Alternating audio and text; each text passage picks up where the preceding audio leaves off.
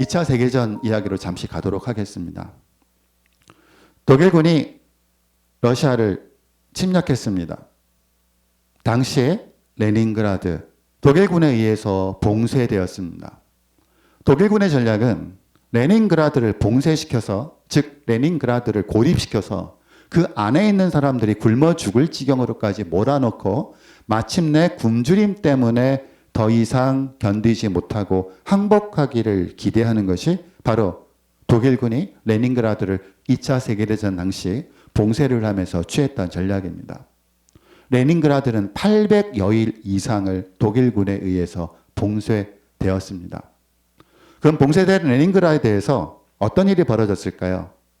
사람들이 죽어나가기 시작했습니다. 먹을 것이 없었으니까요. 인간임을 포기하지 않는 사람과 봉쇄된 상황임에도 불구하고 인간임을 지키려고 했던 사람들로 나눠지게 됐습니다. 먹을 것이 없으니까 사람들은 어쩔 수 없이 동물을 먹기 시작했습니다. 쥐도 잡아먹었다고 했고요. 먹을 수 있는 것이라고는 다 먹었죠. 자기가 살아남겠다고, 굶어 죽지 않겠다고 죽은 사람을 먹는 사람까지도 등장하기 시작했습니다. 그리고 심지어 죽은 사람의 시체를 먹는 것을 넘어서서 자기가 굶어 죽지 않기 위해서 굶어 죽은 사람이 아니라 아직 살아있는 사람을 자기가 굶어 죽지 않기 위해서 살인을 하고 그걸 자신의 식량으로 만드는 사람까지 등장했습니다. 인간이 보여줄 수 있는 최악의 상황. 인간이 자기 자신만을 위해서 이기적으로 삶을 살 때 어디까지 극악한 모습을 보여줄 수 있는가를 보여준 사례이죠. 여기서 매우 시사적인 하나의 배경이 있었습니다. 모든 레닌그라드 시민들이 이렇게 시체를 먹거나 다른 사람을 자기가 굶주리지 않기 위해서 자기의 식량으로 삼았던 일을 한 것은 아닙니다. 어떤 사람들은 그런 인간으로서 해서는 안 될 짓은 했지만 어떤 사람들은 봉쇄된 상황 속에서 800여일을 굶주림을 겪으면서도 결코 인간성을 포기하지 않고 인간임을 포기하지 않았습니다. 그럼 왜 인간은 두 종류로 나눠졌을까요? 왜 어떤 사람은 인간의 경계를 넘었고 어떤 사람은 왜 극한 상황 속에서도 인간임을 포기하지 않았을까? 바로 여기서 우리가 던지는 것이 윤리적 질문을 던질 수밖에 없습니다. 시체를 먹었거나 자기가 굶어 죽지 않기 위해서 다른 사람을 식량으로 삼았던 사람들은 아주 엄격한 처벌을 받았습니다. 그들은 재판에 넘겨졌습니다. 그러면서 그들이 어떤 사람인지 그들이 가지고 있는 배경이 밝혀졌죠. 그런데 그들이 갖고 있는 배경에서 하나의 공통점이 발견됐습니다. 그런 야만적인 짓을 한 사람, 절대 인간으로서 하지 않아야 할 짓을 한 사람들은 어떤 사람들이냐? 레닌그라드에 홀로 남겨진 사람들이었습니다. 다른 도시, 다른 지역으로부터 홀로 이주한 사람, 그래서 친구도 없고 친척도 없고 가족도 없는 사람, 오로지 봉쇄된 레닌그라드에서 홀로 그 굶주림과 싸워야 했던 사람들은 인간의 경계를 넘어섰고 그렇게 굶주린 상황 속에서도 끝까지 인간임을 포기하지 않았던 사람들은 어떤 사람들이냐? You are not alone이었던 사람들이었죠. 사랑하는 사람이 있었던 사람들, 가족이 있었던 사람들, 친구가 있었던 사람들, 공동체에 속했던 사람들입니다. 그들은 서로를 같이 격려하면서 굶주린 상황 속에서도 서로가 인간성을 상실하지 않고 굶주림의 상황을 You are not alone이기 때문에 그 힘을 통해서 돌파하려고 했었던 것이고 그들은 바로 이런 극단적인 상황, 800여일 이상을 봉쇄돼서 굶주렸다고 하는 상황 속에서도 인간성을, 인간다움을 결코 포기하지 않았던 것입니다. 여기서 가장 유명한 이른바 죄수의 딜레마 상황 한번 생각해 볼 수밖에 없습니다. A와 B가 있습니다. 둘 다 같은 죄를 저질러서 지금 감옥에 있습니다. A와 B가 저지른 잘못, 범죄로 지금 A는 예를 들어서 3년형을 받게 되어 있고 B는 3년형을 받게 되어 있습니다. A와 B는 공범 관계입니다. 그러니까 그들은 일종의 운명 공동체이죠. 검사가 A를 불러서 이렇게 얘기합니다. A와 B 너희들이 공범인 건 알고 있고 당신들이 공범인 건 알고 있는데 지금까지 털어놓지 않았던 죄를 털어놓게 되면 죄를 면하게 해주겠다. 그러니까 3년형을 0년형으로 만들어주겠다라는 거죠. 그런데 반대로 당신은 털어놓지 않았는데 당신과 공범관계에 놓여있는 B가 다른 죄를 털어놓게 되면 당신은 B의 죄까지 함께 해서 6년형을 살게 될 것이다 라고 이야기를 합니다. A를 불러서 이야기를 이렇게 했습니다. 그리고 또다시 B를 불러서 이런 이야기를 하죠. 여러분이 A라면, 여러분이 B라면 어떤 행동을 하시겠습니까? 어떤 선택을 하시게 될까요?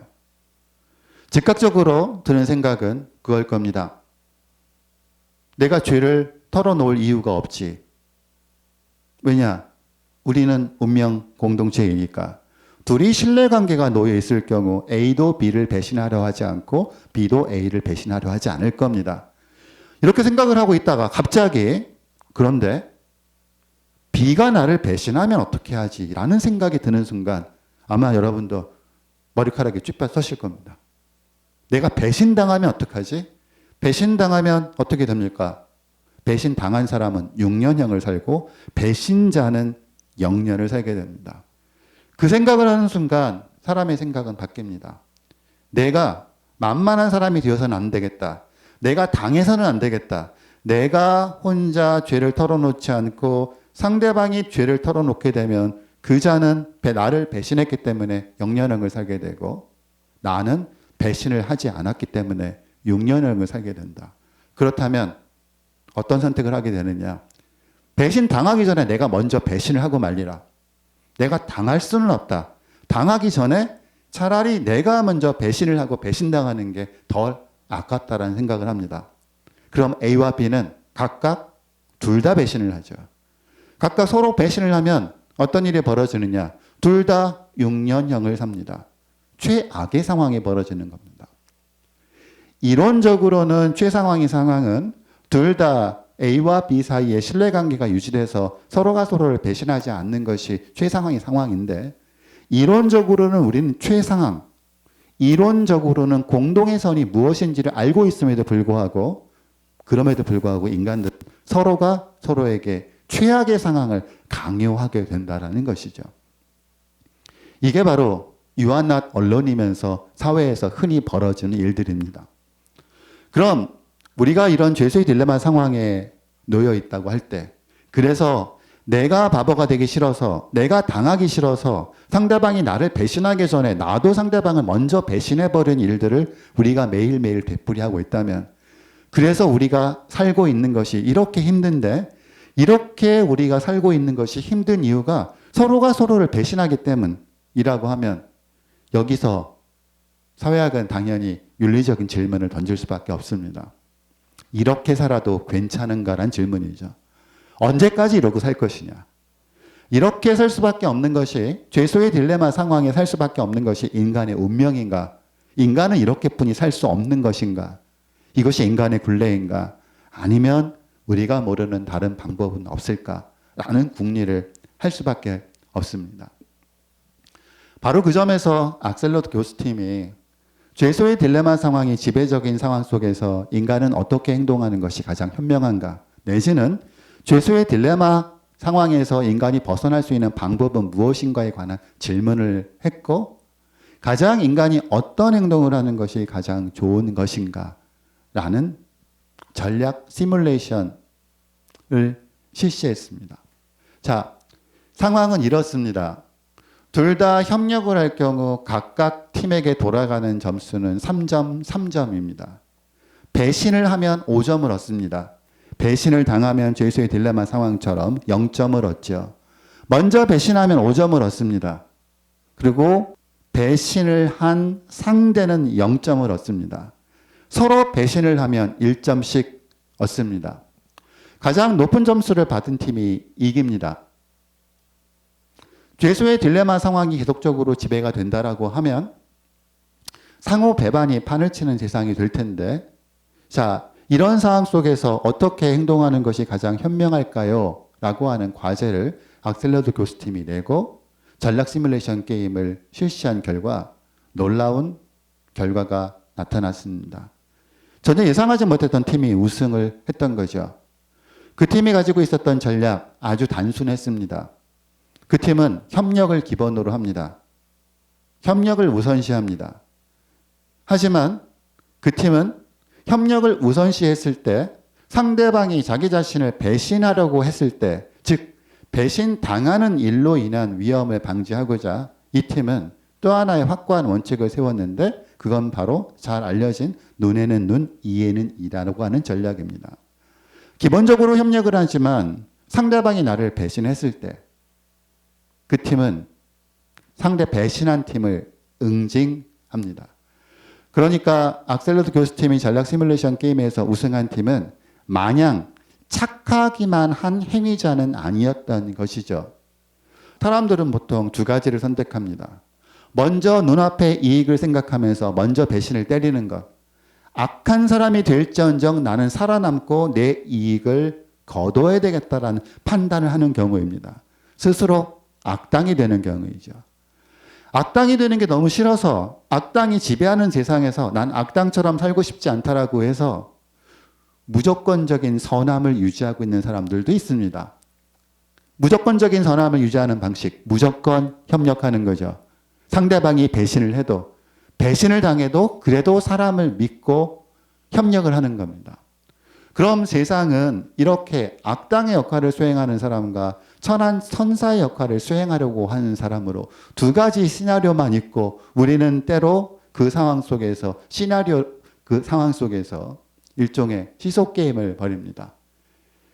착한 천사 시나리오를 쓰며 살다가 너무 그게 화가 나면 갑자기 악당이 되고 악당이 됐다, 내 너무하다 싶으면 갑자기 착한 천사가 되고 우린 왔다 갔다 하고 있는 상황인데 악셀러드 교수팀이 전략 시뮬레이션을 통해서 보여준 것, 가장 중요한 것, 그 둘 다 현명한 방법은 아니라는 것입니다. 악당이 되는 것도 You are not alone이라고 하는 상황 속에는 현명한 방법이 아니다. 왜냐? You are not alone의 상황 속에서 악당이 되는 것이 현명한 선택일 경우 한 번 보고 다시 그 사람을 보지 않을 경우라면 먼저 배신하는 게 현명할 수도 있습니다. 그런데 우리는 You are not alone입니다. 그렇기 때문에 먼저 악당의 시나리오를 쓰는 건 긴 인생의 과정들을 생각해 볼 때 결코 현명한 답은 아니라는 점입니다. 착한 시나리오, 착한 천사가 되는 것 역시 마찬가지죠. You are not alone이니까요. 천사들끼리만 모여서 세상을 살고 있다라고 하면 천사의 시나리오로 세상을 살아도 됩니다. 그런데 You are not alone입니다. 천사만 이 세상에 있는 것이 아니라 천사 옆엔 항상 천사를 노리는 악마가 있습니다.